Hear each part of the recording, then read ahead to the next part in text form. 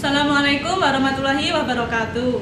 Waalaikumsalam warahmatullahi wabarakatuh. Bagaimana kabarnya anak-anak? Baik, Ibu. Sebelum kita mulai pelajaran, saya mohon untuk ketua kelas memimpin doa terlebih dahulu. Teman-teman, marilah kita berdoa terlebih dahulu menurut kepercayaan dan keyakinan masing-masing. Berdoa dipersilakan. Berdoa selesai. Sebelum kita memulai, apakah hari ini ada yang tidak masuk? Tidak ada, Bu. Baik, berarti hari ini masuk semua ya? Iya, Bu. Nah, pada pertemuan kali ini itu materinya mengenai korosi.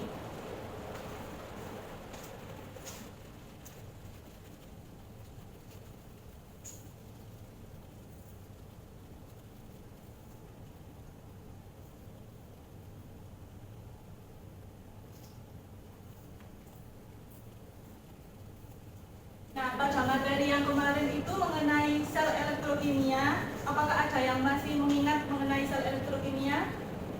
Saya, Bu. Ya, bisa dijelaskan, Dinda?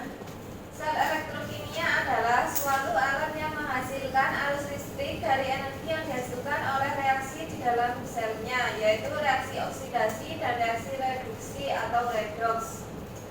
Bagus sekali, Dinda. Nah, pada hari ini itu kita masih ada lanjutannya mengenai sel elektrokimia. Nah, dari kalian ini apakah ada yang tahu mengenai korosi atau perkaratan? Pernah, Bu? Coba kalian sebutin perkaratan yang ada di sekitar kita atau pada kehidupan sehari-hari. Saya, Bu. Ya, siapa? Tiang listrik, Bu. Yang lain bagaimana? Saya, Bu. Pagar besi, Bu. Nah, bagus sekali. Tersebut merupakan contoh-contoh yang terjadi pada kehidupan kita. Nah, di sini tuh untuk pengertian korosi yaitu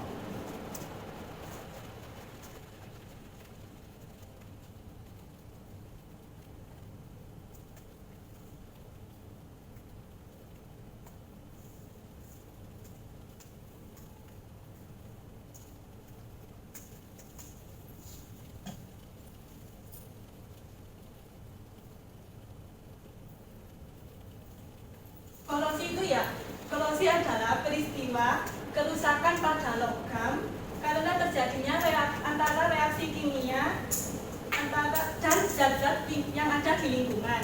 Seperti contohnya itu misalnya paku yang ada di rumah kita, itu kan biasanya kontak langsung dengan udara atau dengan hujan atau apa, itu kan terjadi perkaratan. Itulah yang menyebabkan terjadinya korosi.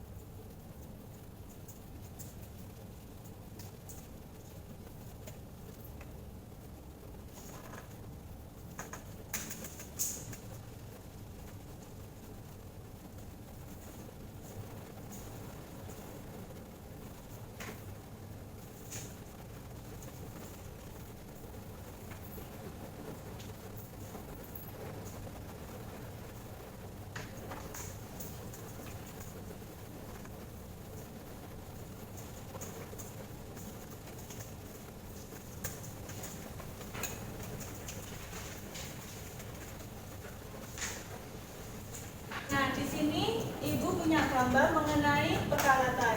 Apa kalian tahu kenapa ini tuh bisa berkarat? Atau misalnya tuh ciri-cirinya kenapa benda itu menjadi berkarat gitu. Baik, akan Ibu jelaskan mengenai kenapa benda itu bisa berkarat. Nah, pada proses perkaratan logam itu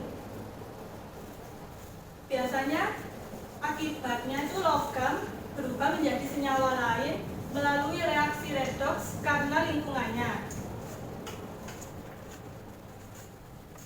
Nah, peralatan yang mengalami korosi ini akan menjadi tidak kuat karena senyawa korosi bersifat rapuh dan warna yang tidak menarik. Contohnya itu seperti tiang listrik. Kan biasanya tiang listrik itu besinya mengkilat. Lama-kelamaan setelah terkena hujan atau udara itu akan menjadi berkarat seperti berlobang-lobang dan itu akan menjadi tidak kuat lagi atau rapuh. Nah, dari penjelasan tadi apakah ada yang ingin ditanyakan? Saya Bu, Iya. faktor apa saja yang menyebabkan korosi Bu? Oke, pertanyaannya saya tampung terlebih dahulu. Apakah ada yang ingin bertanya lagi? Saya Bu, Iya, bisa apa? bagaimana cara mengatasi adanya korosi Bu? Nah, dari pertanyaan-pertanyaan ini akan kita bahas habis ini ya. Baik Bu. Faktor-faktor dari terjadinya korosi itu yang pertama itu adanya pencemaran udara.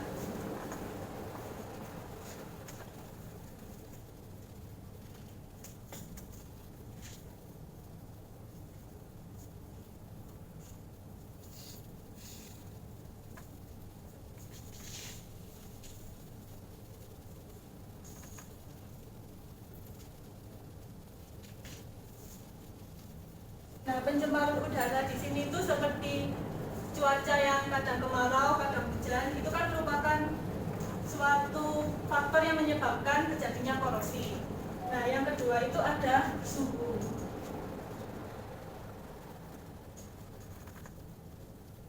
Selanjutnya ada kelembapan.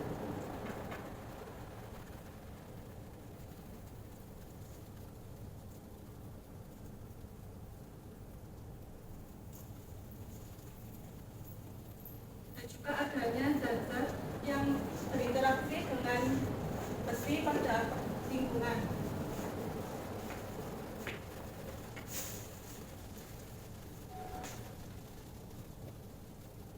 Nah, contohnya itu seperti keran. Kalian apakah ada yang punya keran yang di dalam rumah dan di luar rumah?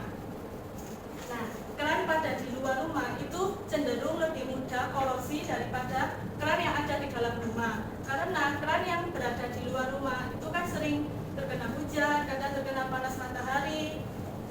Kalau yang di dalam rumah kan tidak terkena hujan, jadi lebih lama untuk mengalami korosi.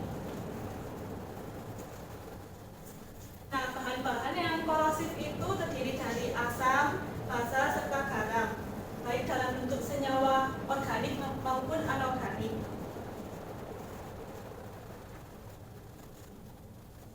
Nah, udara dalam ruangan yang terlalu asam atau basa juga dapat mempercepat proses korosi peralatan elektronik yang ada di dalam rumah. Nah, bagaimana sih cara untuk mengatasi terjadinya korosi tersebut?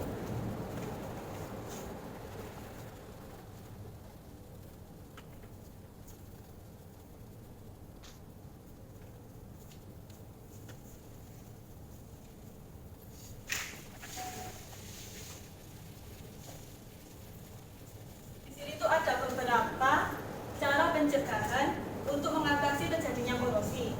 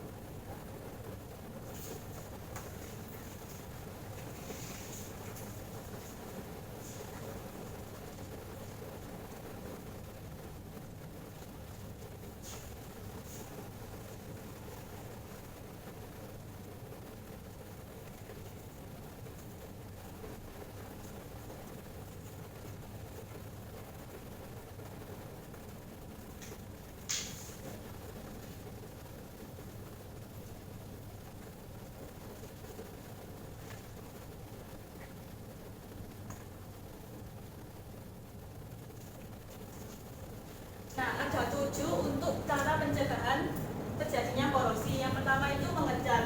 Contohnya itu seperti jembatan yang ada di sungai. Itu biasanya tiangnya itu dicat dengan cat minyak atau cat lainnya yang khusus buat besi. Itu merupakan cara untuk mencegah, karena dengan adanya cat kan besi dilapisi dengan cat, jadi tidak ada interaksi dengan zat-zat kimia yang ada di luarnya.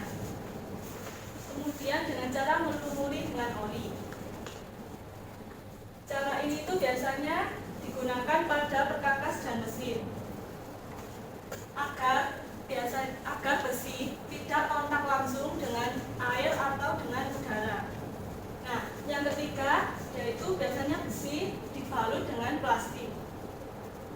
Misalnya itu rak piring atau perkakas yang ada di rumah tangga itu biasanya dibalut dengan plastik untuk mencegah kontak langsung dengan udara dan air juga. Nah, yang keempat ada thin plating. Nah, biasanya ini digunakan pada kaleng-kaleng kemasan dari besi yang dilapisi dengan timah. Nah, lapisan yang dilakukan secara elektrolisis ini biasanya disebut dengan electroplating. Besi yang dilapisi dengan timah ini itu tidak dapat mengalami korosi karena tidak kontak langsung dengan oksigen atau udara dan air. Nah, yang selanjutnya ada galvanisasi, yaitu pelapisan dengan menggunakan zinc. Nah, pipa besi atau tiang telepon atau tiang listrik itu biasanya menggunakan galvanisasi karena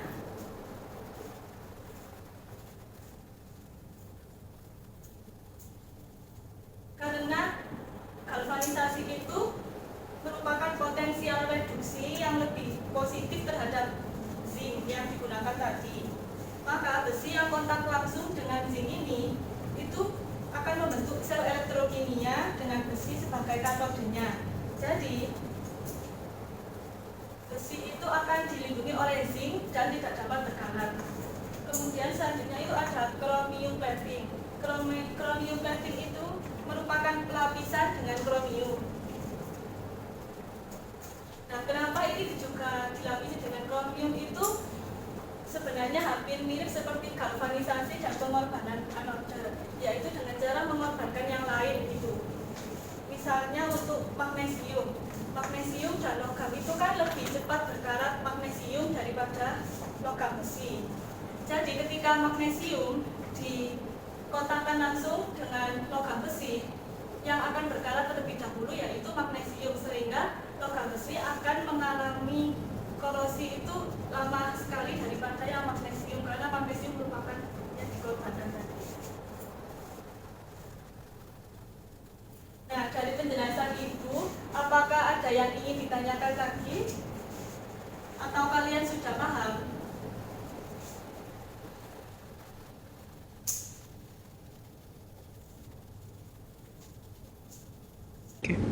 Nah, dari penjelasan yang saya jelaskan tadi, apakah kalian sudah paham, anak-anak? Sudah, Bu. Nah, karena materi kita pada hari ini sudah selesai, maka akan saya tutup ya. Untuk ketua kelas mohon dipimpin. Baiklah teman-teman, sebelum kita pulang, marilah kita tutup dengan berdoa menurut keyakinan dan kepercayaan masing-masing. Berdoa dipersilakan. Berdoa selesai.